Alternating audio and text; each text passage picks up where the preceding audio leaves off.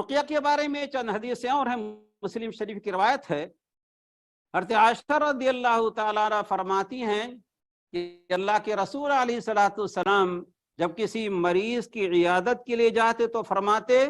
اذهب الباس رب الناس اشف انت الشافی اشف انت الشافی لا شفاء الا شفاؤک شفاء لا یغادر سقما، اے لوگوں کے رب اس بیماری کو دور کر دے، اسے شفا بخش دے، تو ہی شفا بخشنے والا ہے، تیرے سوا کسی اور کی کوئی شفا نہیں ہے، اور ایسی شفا جو بیماری کو بالکل ختم کر دے، بیماری باقی ہی نہ رہے۔ حضرت عائشہ، یہ مسلم شریف کی روایت ہے، حضرت عائشہ رضی اللہ تعالیٰ نے ایک دوسری حدیث کے اندر فرماتی ہیں اذا اتى المریض یدعو له، جب کوئی بیمار اللہ کے رسول علیہ الصلوۃ والسلام کے پاس آتا اور آپ سے دعا کا مطالبہ کرتا تو اللہ کے رسول علیہ الصلوۃ والسلام یہ دعا پڑھتے۔ حضرت عائشہ ہی سے روایت ہے، مسلم شریف کی روایت ہے، کہتی کہ رسول اللہ صلی اللہ علیہ وسلم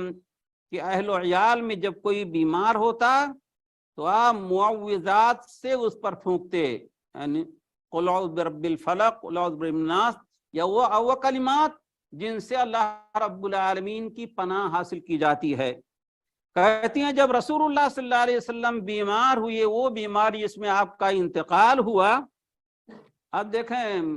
قرآن اور حدیث میں اللہ کے رسول علیہ الصلوۃ والسلام کے انتقال سے متعلق اتنے نصوص ہیں، کوئی عقل مند آدمی اللہ کے رسول علیہ الصلوۃ والسلام کے انتقال کا انکار نہیں کر سکتا۔ ہاں، اب اس کے بعد لوگ پیدا ہوئے، کسی نے کہا بس چند سیکنڈ کے لیے اللہ کے رسول علیہ الصلوۃ والسلام کا انتقال ہوا، پھر آپ زندہ ہو گئے، آپ نے صرف پردہ کیا ہے، موت مت کہو۔ اور قرآن و حدیث میں موت کا لفظ استعمال ہے، وما محمد الا رسول قد خلت من قبلہ الرسل افإن مات او قتل انقلبتم علی اعقابکم انک میت وانہم میتون۔ اور بعض لوگ ایسے ہوئی ہے کہ اللہ کے رسول علیہ الصلوۃ والسلام قبر شریف میں آپ کی وہی دنیا کی زندگی ہے۔ اللہ کے بندے، اللہ رب العالمین فرما رہا ہے وَمِن وَرَائِهِمْ بَرْزَخٌ إِلَى يَوْمِ يُبْعَثُونَ، مرنے کے بعد ان کے پیچھے عالم برزخ ہے اور قیامت تک کے لیے، اور عالم برزخ کا حال اللہ رب العالمین کے سوا کوئی نہیں جانتا۔ تو فرماتی ہیں کہ اللہ کے رسول علیہ الصلوۃ والسلام معوذات کے ذریعہ اس پر پھونکتے۔ جب اللہ کے رسول علیہ الصلوۃ والسلام کو وہ بیماری لاحق ہوئی جس میں آپ کا انتقال ہوا، تو میں آپ کی اور پھونکتی اور اللہ کے رسول علیہ الصلوۃ والسلام کے اوپر آپ کے ہاتھ کے ذریعہ سے مسح کرتی، یعنی اللہ کے رسول کا ہاتھ مبارک، اس طرح میں اپنے ہاتھ کے بجائے پھونکتی اللہ کے رسول علیہ الصلوۃ والسلام کے ہاتھوں میں، اور اللہ کے رسول علیہ الصلوۃ والسلام کے ہاتھوں ہی سے آپ کے اوپر میں مسح کرتی۔ اس طرح سے عائشہ رضی اللہ تعالیٰ عنہ فرماتی ہیں۔ ابو سعید خدری رضی اللہ تعالیٰ عنہ فرماتے ہیں، یہ بھی مسلم شریف کی روایت ہے، کہ جبریل علیہ الصلوۃ والسلام رسول اللہ صلی اللہ علیہ وسلم کے پاس آئے۔ اللہ کے رسول علیہ الصلوۃ والسلام کی طبیعت خراب ہوئی تو جبریل علیہ الصلوۃ والسلام آئے اور کہا یا محمد اشتقیت، اے محمد صلی اللہ علیہ وسلم کیا آپ کو تکلیف ہو گئی، آپ بیمار ہو گئے ہیں؟ فقال نعم، کہا ہاں۔ تو جبریل علیہ الصلوۃ والسلام نے کیا کیا؟ قال بسم اللہ یرقیک من کل شیء یؤذیک من شر کل نفس او عین حاسد اللہ یشفیک بسم اللہ ارقیک۔ بعض روایت کے اندر ہے کہ 3 بار یہ دعا انہوں نے رسول اللہ صلی اللہ علیہ وسلم کے اوپر پڑھ کے پھونکا۔ ایک صحابی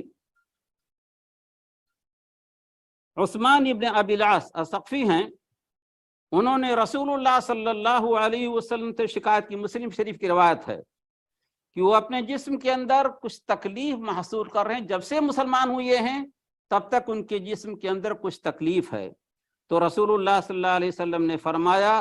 دع یدک علی الذی تعلم من جسدک وقل بسم اللہ ثلاثا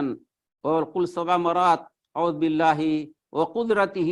من شر ما اجد وحاذر۔ رسول اللہ صلی اللہ علیہ وسلم نے فرمایا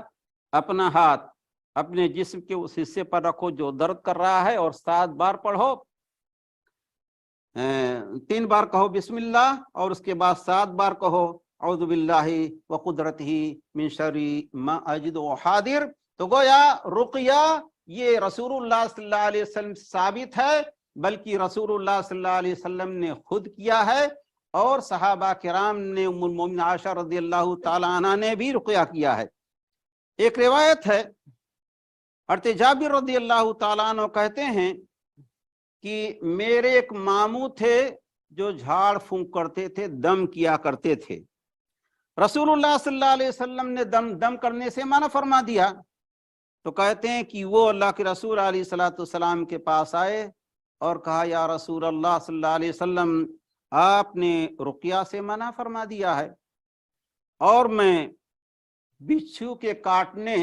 पर दम करता हूँ, रुक़या करता हूँ। तो रसूलुल्लाह सल्लल्लाहु अलैहि वसल्लम ने फरमाया, मन इस्तता मिनकुम अन यनफ़अ अखाहु फलियफ़अल,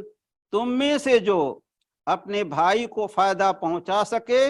तो चाहिए कि वो फायदा पहुंचाए।